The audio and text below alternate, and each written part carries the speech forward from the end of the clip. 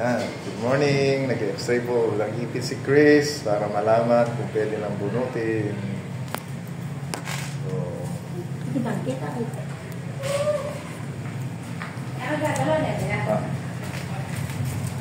Huwag kang daw gagalaw. huwag kang gagalaw.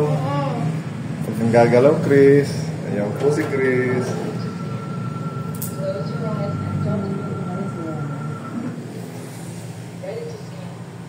Close your eyes and don't move. Close your eyes and don't move.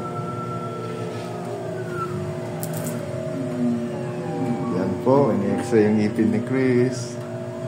Ganyan po yung pag-x-ray pala ng ipin. Scanning is completed. Open your eyes and follow staff's direction. Hope you get well. May instruction siya, no? Sumunod ka lang. Ayan po, tapos na. Yay!